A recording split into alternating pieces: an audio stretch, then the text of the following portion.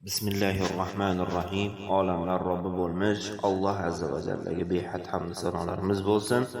Muhammad Mustafa sallallohu alayhi va sallamga bitmas tuganmas salovatlarimiz bo'lsin. Mana bugun ro'zani ham 13-darsligiga siz azizlar bilan ko'rishib turibmiz.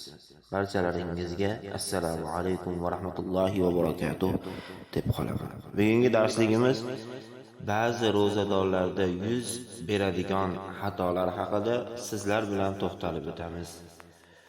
Ko'pchilik ro'zadorlar Alloh taoloning dini va ro'zaga aloqador hukmlarni bilmagani uchun xatolarga yo'l qo'yishadi. Ularning ko'pchiligi ro'zani buzadigan, unga zarar yetkazadigan, ularni qilishi sunnat bo'lgan yoki ularga harom qilingan amallarni bilishmaydi.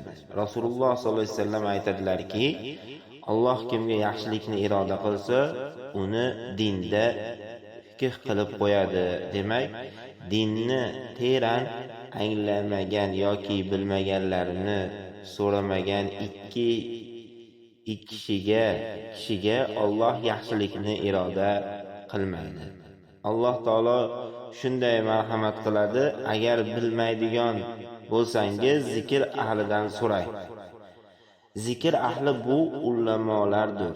Allohga haqiqiy ibodat qilish istaydigan musulmonga bilmaydigan narsasini so'rash, ilm izlash va dinni teran anglashga intilish lozim bo'ladi.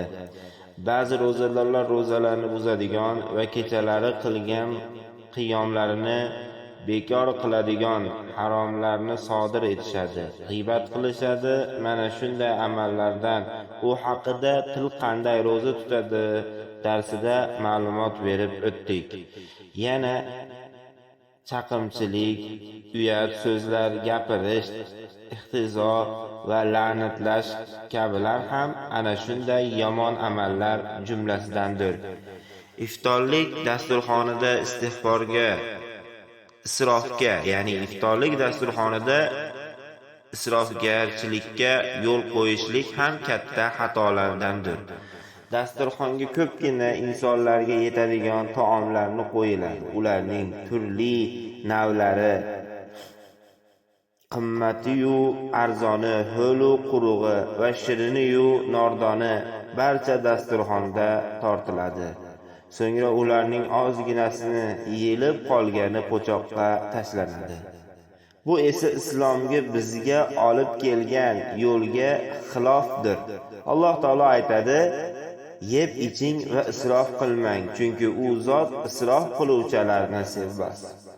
Insonlarning hojatidan ortiq har qanday narsa muozamat qilingan isrof hisoblanadi. Ro'zadorlar Robbisi bundan rozi bo'lmaydi va ular quyidagi oyatlarda zikr qilganlar sarasiga kirib qoladi. Isrofgarchilikka mutlaqo yo'l qo'yma. Albatta isrofgarchilar shaytonning birodarlari bo'ladilar. Shayton esa Robbiga o'ta noshukur bo'lgandir. Alloh taolo infoq ihson qiluvchilar haqida shunday deydi: Qola ta'ala: "Vallazina idza anfaqu lam yusrifu va lam yaqturu va kana bayna zalika qawama." Sadaqallohul azim. Ular infoq qilganlarida isrof ham va xasislik ham qilmaslar. U ikkisi o'rtasida mo'tadil bo'lurlar. Ramazonda bozorlar xaridorlarga to'lib ketadi. Ularning har biri taomu sharbatlardan o'nlab oilaga yetadigan miqdorini sotib olishadi. Oramizda ochlikda o'layotgan, bir bo'lak non topa olmayotgan va uysiz qolgan insonlar bor.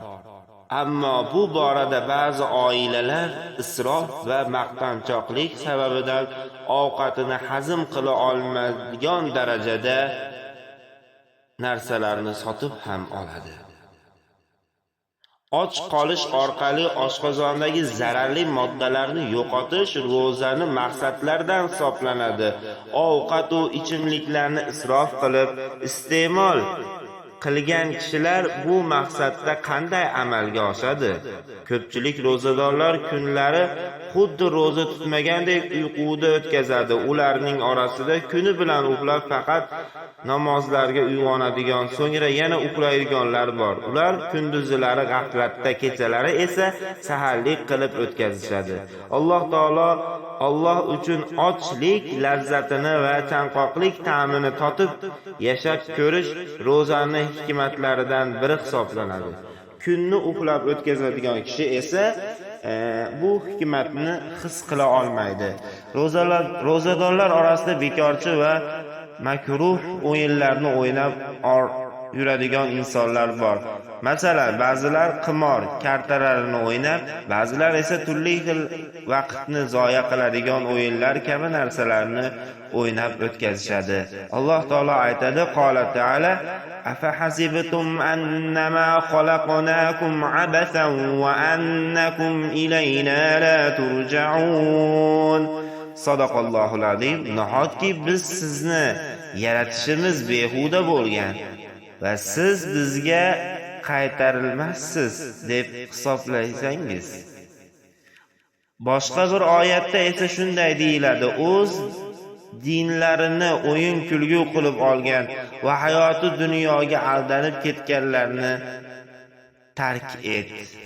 Ey ro'zadorlar orasida kechani behuda, hech qanday ajr savobsiz o'tkazadiganlar bor. Ular tun qorong'usida 2 rakat namoz o'qimay, o'yin kulgu bilan vaqtini o'tkazib yuborishadi. Kecha bir sabab tufayli jamoat namozlarini tark etish ro'zadorlarning eng yomon xatolaridan biri hisoblanadi. Ularning orasida butun Ramazon ichida Qur'on bilan aloqasini bo'lgan insonlar ham bor.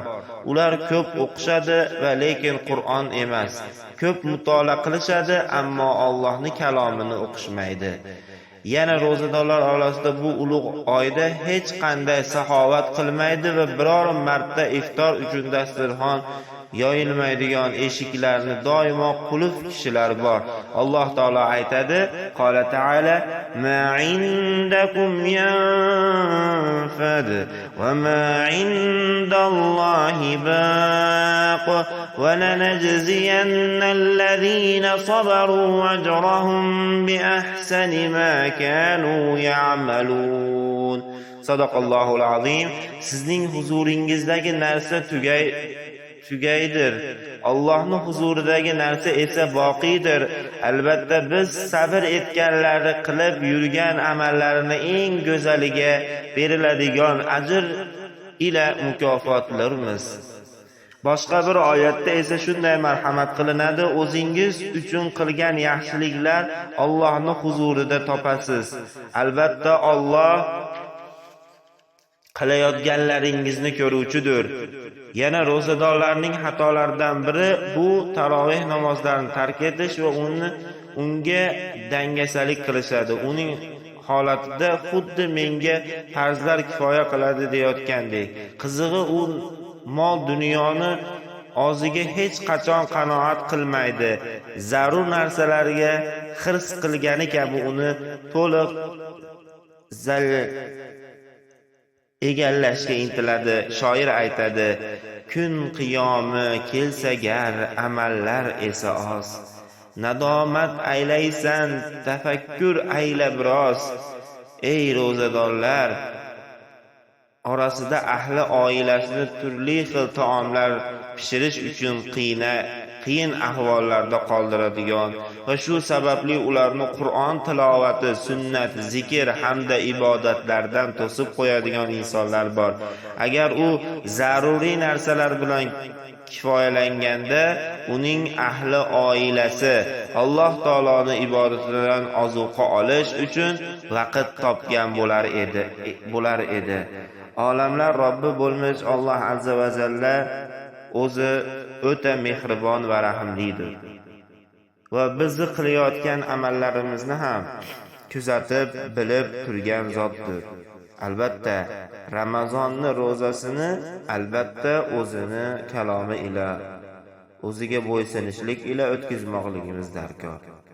Alloh taolo tutayotgan ro'zalarimizni bexato mukammal qilib o'zini dargohida qabul etsin. Xatolarimiz bo'lsa Alloh azza va jalla o'zi kechirsin. Barchalarimizni tutayotgan ro'zalarimizni Alloh azza va jalla o'zi dargohida qabul etsin. Darslarimizda aytayaptiki, darsimizning boshida aytildiki, yeb ichishlik to'g'risida ko'p to'xtalinyapti. Isrof qilishlik. Yeb iching va isrof qilmang, chunki u zot isrof qiluvchilarni sevmas deb o'zini kalomida aytayapti. Biz yeylik o'zimizga yarasa. Biz yeyotganimizda ham oshqozonimiz ko'tara olmaydigan darajada yeb, oshqozonimizni ham o'zimizni ham barbod qilib qo'ymaylik. Isrof qilishlik shu bo'ladi.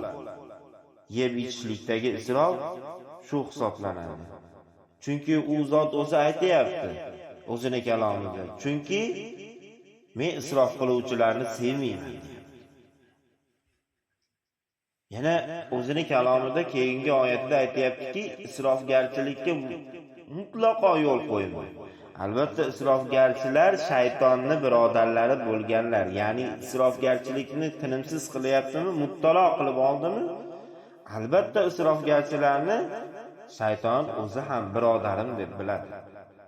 Shayton esa Robbiga o'ta noshukur bo'lgandir. Ya'ni shayton o'z-o'zida Robbimizga o'ta noshukur bo'lgan. Shuning uchun u dargohidan ham quvildi. Yana inshaalloh keyingi darslarimizda sizlar bilan ko'rishlikni Alloh o'zi nasib aylasin. Gunohlarimizni o'zi mag'firat aylasin.